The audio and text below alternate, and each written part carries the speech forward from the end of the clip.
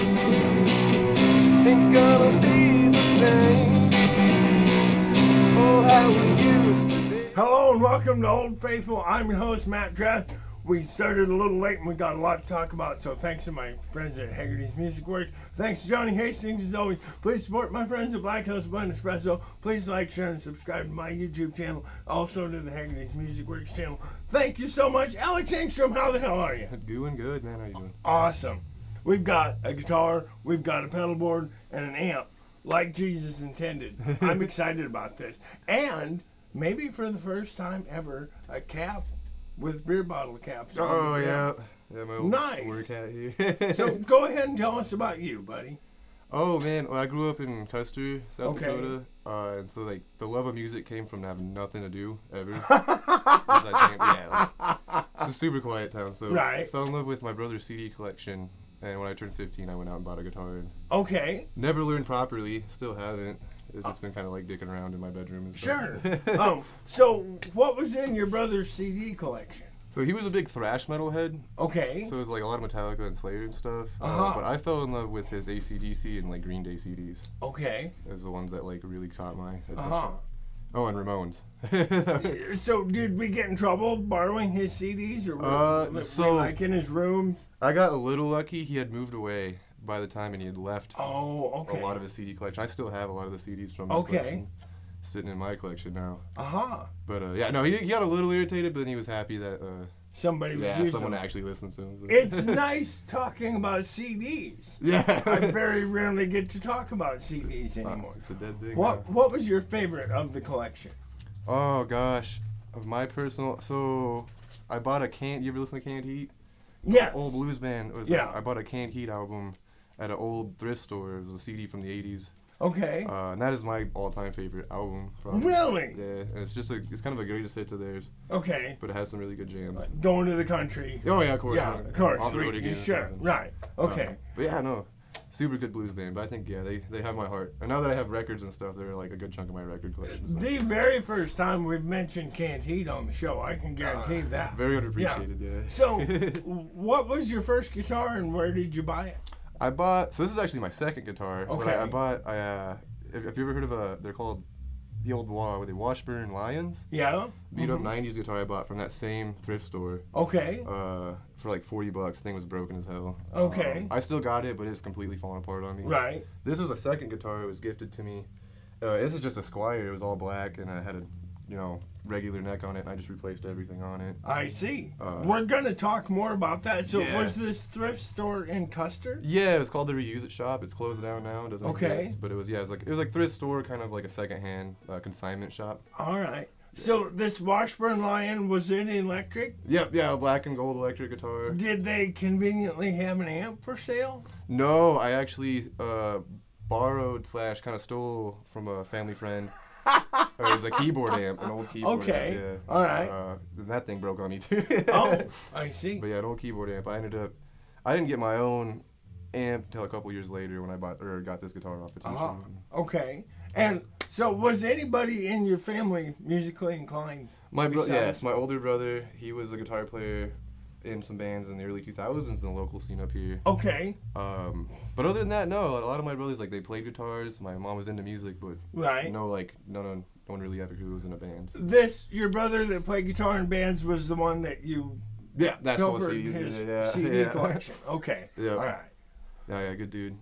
I can outplay him now, which is cool. Well, hey, not bad at all. Where is he at? He's actually living up in Spearfish. Okay. Works All right. with some bars and stuff, runs like their food stuff. So it's kind of I see. So tell us about this. You bought this at the Reuse It shop as well? No, I got this from a high school teacher that bought it for her daughter. Oh. And okay. this is like, it was just a cheap black, like your Fenders or your Squire Strats, But I just took it all apart, and then I put it's got like Chicago Telephone Company pots in it, 500 kgs.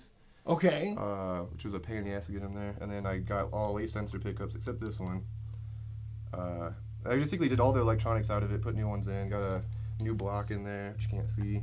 Okay. And then got a brass nut and a maple neck. Wow. Nice. So let's slow down a bit. Yeah. Turn it back over. Yes. The new block would be the Tremolo Block. Yeah, which is my tremolo bar's busted off in there. Oh no. Why I don't have one anymore. But you probably changed to a stainless steel block or something better Yeah. for more tone. Could you hear the tone improvement? A little bit. Yeah. Like more sustained stuff. It seems like. Okay. Like it just has more punch to it, maybe. And I was like 15 when I bought all this stuff, so I didn't even know what the fuck I was doing. what inspired the brass nut? Blues. They got really good sustain, and nuts. A friend of mine always told me they don't really make that much of a difference unless you play the instrument. But it's got like a really good sustain, and I don't know. I always liked the idea of brass. I always wanted a nut or a bone nut. Right. But I was a little too cheap at the time, so Sure. I went with brass. So I don't know if we can capture this on camera, but we have to talk about this. The little paper. So I played it so much that the string kind of cut into it. Oh, so if I take okay. that out, it goes too far deep. Okay. And you put a little piece of paper in So there. that's just a shim there. Yeah, Okay. yeah. All right. Yeah. Cool. And what happened to our middle pickup? We have to talk about that. Oh my, years of abuse. Playing in a punk rock band, I used to do this thing back in high school where I could like hit right here, and if I could push it down, it would scratch against the pickups and it'd make a squeal. Oh, Like a okay. really high-pitched squeal, but doing that for years, it eventually smashed in my pickup. Uh-huh. It still works. And that was our solution. Yeah, I just Was put tape some over it. Garish red tape. Yeah, it was on blue. Well, we were on tour when it finally broke. Okay. And I was just like, I don't know what to do here. I was going to cut my hand open on it. Right. So I just threw the tape over it. And it still I sounds see. all right. I mean, it's definitely a little bit affected. Like, Right. not as quite as good as it was in its prime. We simply have to talk about the paint job. Yes. Oh, my buddy Dio out of L.A. Or he's from here in the Black Hills. He did this all custom. Wow. With fluorescent paint, so the bastard glows in the dark. Huh. Yeah, no, he did a great job on this. I always like the back piece. The more you look at it, the more interested you become. Yeah, super beautiful. Did you just tell him to have at it, or did you give him some guidelines or anything? No, he's always done this sort of kind of style of artwork. I'm not even sure what you'd call it. Right. And I just, I was painting some paintings one day. I was like, hey, man, would you paint my body of my guitar or something? Right. He's like, fuck yeah. So he tore it all apart. He painted it, and that was before I got all the parts for it. This was like back when it was still just a cheap beat up guitar. But yeah, he painted it. Took a while. Super worth it. I'm gonna have him do more equipment in the future, I think. Cool. Just because. So let's go ahead before we talk about the amp and the pedal board. So you mentioned a couple of bands. So tell us about the bands you were in and maybe are in. So in high school, I started it was a very like grunge influenced band, but it was called the Pelvic Woo. Okay. And we weren't all that good, but we got to play a lot of shows in Rapid. And Oh, nice. actually recorded with Scotty over at Flatiron. Okay. It was a lot of fun growing up. But then our singer ended up kind of bailing on us and moving. So then I started another band called Mud the Cosmonaut Okay. with my buddy Chaston, and we've been in that for about 4 years now, 3 years maybe. All right. But that band changes like every year to something different. We were a psychedelic band, and then we were a punk rock band, I see. and then like weird blues band for a while.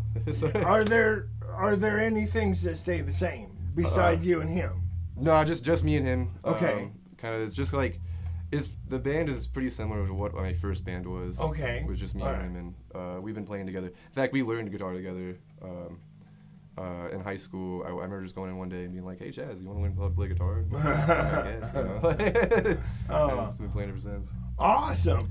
So let's go ahead and talk maybe first about this big, beautiful. Oh, the old, yes. So Yes.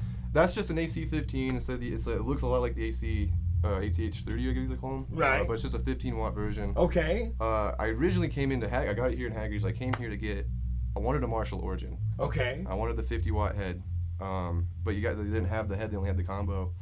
I was gonna get it, and I looked over to my left, and I saw that box. He's like, I'm a big fan of Queen, and his tone. So I was like, I'll give it a try. I played it a little bit. And I took it home, and I just really like the simplicity of it. Since I'm using the pedals, I don't gotta mess with the amp so much. I get it to sound pretty decent, and all my effects and stuff come through my pedals. Sure. This is fairly wide. Is it a twin speaker? Yeah, amplifier? the old 212, yeah. It's a 212. Yep. So it's pretty heavy. Yeah, it's a heavy bitch. Okay. Yeah. Carrying it around is it's not so much fun. But How do you run this usually? A low volume, or do you get your dirt from the amplifier? That's actually kind of, so it depends. If I'm playing with Mud, the Cosmonaut, I use my fuzz. Okay. I have less dirt coming from the amp and more from the fuzz. But if I play with Neon Eyes, the psych band I'm in now, it's all amp. I only use my delay and reverb and my freeze pedal, but all the dirt comes from the amp because it gets that 60s kind of garage rock sound. And you just accidentally answered the second question. You get your reverb from a pedal. Yeah, I love that Hall of Fame pedal. Okay. Reverb is probably my favorite effect. I mean, I'm a reverb junkie, and some people, disagree with that. Sure, some people are wrong. Yeah. The reverb makes a lot of... Do we go Plum Dick Dale on it, or we back it off a little bit? Oh, gosh, it depends. I go a little extreme. I'll have to show you some. This thing does some crazy, like, shimmer effects and stuff. Okay. So I use a lot of reverb sometimes, like almost a little too much, but it's handy in Neon Eyes since I'm the only guitar player that fills in that space. Make a big sound. Yeah, it really fills in. Make Dick Deal go damn, son. No. So let's talk about thank you for bringing your pedal board. Yeah. It's been a while since I had a pedal board on the show. Oh, I'm a pedal board. Let's talk about your pedal board. Yeah, so this is... I have a lot more pedals. This is the product of, like... We all do. Yeah. Yes, right. But I ended up settling with... So I started with a really simple kind of cheap tuner. I just like it's got that true bypass and stuff. Okay. Then it goes into this freeze pedal, which is super. It's just a sound retainer. My amp is probably turned off now. On standby. Oh, it's on standby? Yeah, I just flipped that switch. Okay, there we go. All that does is just holds the tone, so then I can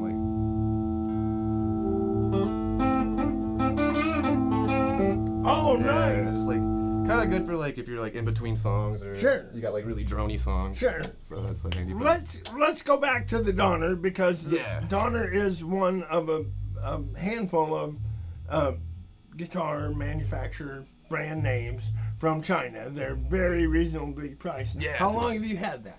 This Donner, as cheap as it was, I've had it 5-6 years maybe. And it's still on your board. It's been in active use for 5 years. Yeah, and it works solid, So that's something nice we can say about Donner. Donner, yeah, no, I stand by them. Maybe they're a little bit cheaper on their parts, but but it still gets the job. If it works, it works. Yeah. Can you see that on a dark stage or on a lighted stage? Yes, the light is pretty handy, but when I'm playing outside, I can't see it. Okay, that's like a downfall. That's what I meant to ask. Sure. Yeah, so if I'm out in the sun, can't see that at all. But on the dark, it works really well. Cool.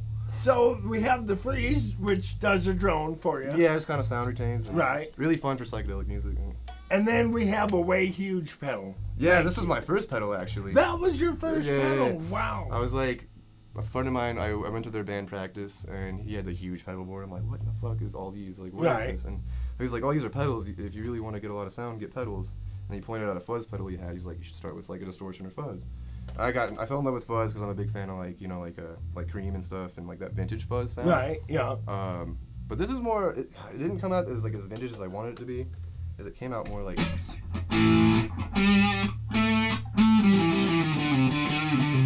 of like heavier. Right. But I like it a lot. I use it a lot in the punk stuff, thicken up things. Sure. Especially if you don't have a bass player, it's nice. Awesome. And then moving on to this. Now this thing is a freaking mini supercomputer. So I can do a million things with this, from like swells, get really cool like. Oh, nice! And it's just like a delay pedal. It's an Echo Park, I think early 2000s, line 6 pedal. A lot of fun. I really just use the basic delays on hours of fun, kids. Yeah. Oh yeah, like you could waste weeks in trying to add things, and they just so many different kinds. But I usually just keep it on the normal tap delay. Okay. On an analog setting. Sure. Keep it kind of the old school, just because simplify it. And in case you couldn't hear over the guitar noodling, this is a Line 6 Echo Park. Yeah, Line 6. Line 6 product. Yeah, old school too. And then they came out with that. I can't remember the name of the big tape machine. The DL4. Yeah, after this, and that one. Oh, that was after this. This is a little bit after this, and I believe this one was like kind of the precursor to those. Okay. Those ones are super cool. If I had $400 or whatever, I would have bought one of those. I got that one for like $60. So. Sure, nice. It does everything I've ever needed it to. Actually, fun story is like most of these pedals, except for this one, is from here in the store. Okay. Which is cool. Perfect. Nice. Haggerty sells a wide array of effects pedals. Some of the best I've seen, especially recently. When I first started buying pedals, they didn't have so many. Right. But then the last couple of years, that case has gotten so many pedals. Oh, it's ridiculous. Yeah, you kind of got to shield your eyes. Yeah, it's it's like, fast, oh, you know. want to Yeah. all of them, yep. So then, do we go over here? Is it time to talk about the Hall of Fame? The Hall of Fame I'm using, I don't use my small stone at the moment. Okay. It's just a phaser. Super cool pedal though, highly recommend it. Right. I just don't use it a lot at the time because, you know, once I get past this many pedals, it starts to buzz. And, Sure. but my Hall of Fame, reverb, like I said, is like my favorite effect. Just because you get like that. Oh shit. Nice. Yeah, get that kind of nice ring. But this is my favorite of it. It has this shimmer. So if I get that tone right.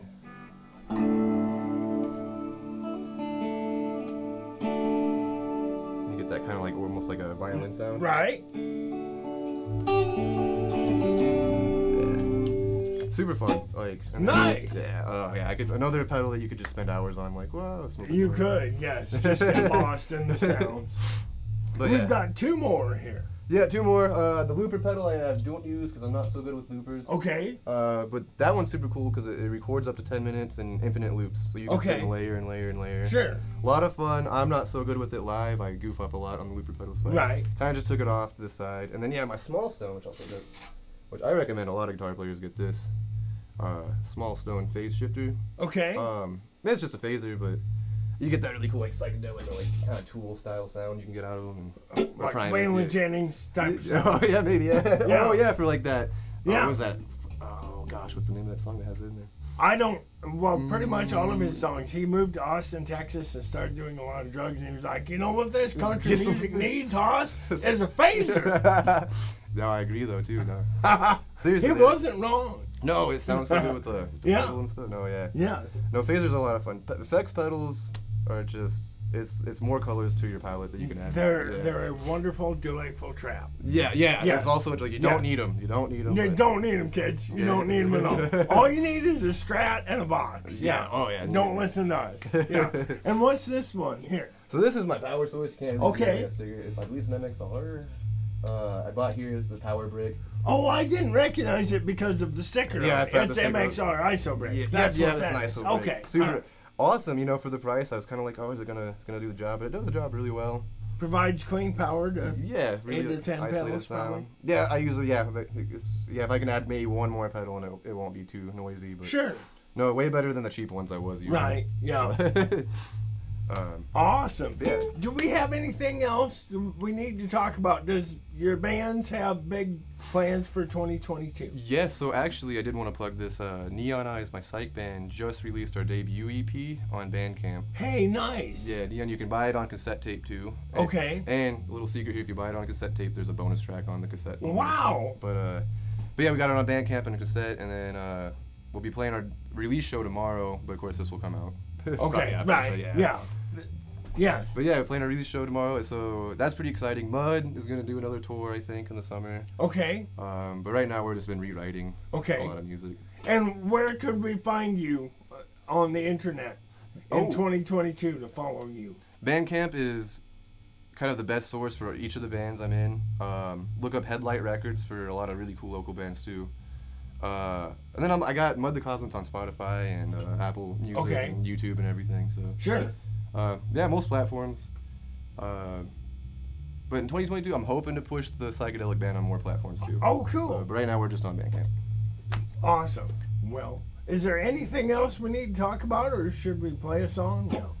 Oh, I think I can try to groove one out. Okay, let me do my little thing here. Yes. Please support. Remember my sponsorship with Trash K LLC, large, round, and square bales, and more importantly, custom haying services. You may need some hay put up while he moves the vocal mic closer to him. And we mentioned Queen today. Brian May says, change your strings. I believe this one will come out right around the new year. Happy New Year, everyone from Old Faithful. Thank you for watching in 2021, and hopefully 2022 is better for us all. I hope so. Take it away, Mr. Alex Engstrom. All right. I'll play a song that I wrote with my first band in high school. Perfect. It's called Captain Encourager. See if I can do it right, huh?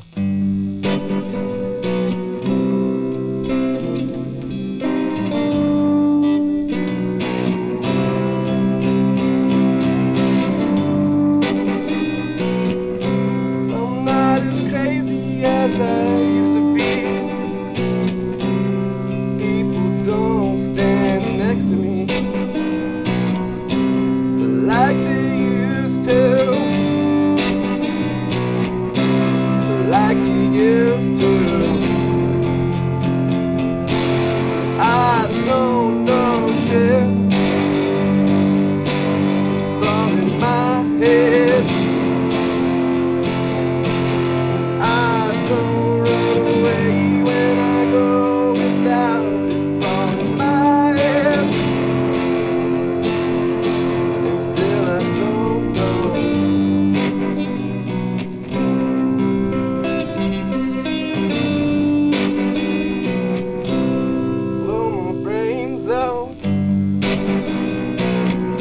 I wondered if I feel it. I'm on the way down to go to sleep with you. Yeah, you.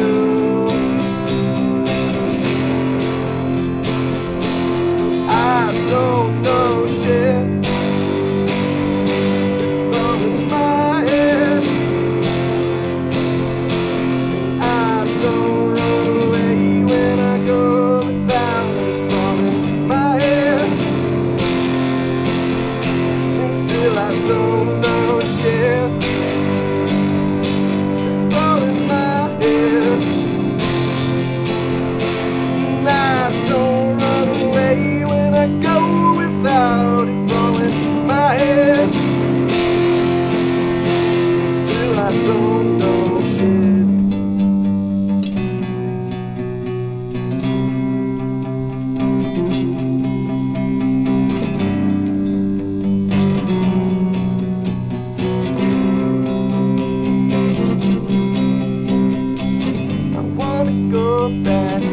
Back to 16, I wanna go back and try it again. I wanna go back to 18, I gotta go back and do it again. But I know that we couldn't be the same like it used to be. I know that we ain't gonna be the same like it used to. Ain't gonna be the same. Oh, how we used to be.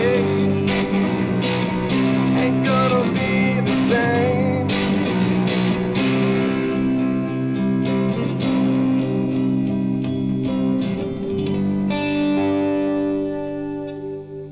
Woo! Thanks for watching, everybody. We'll see you next week.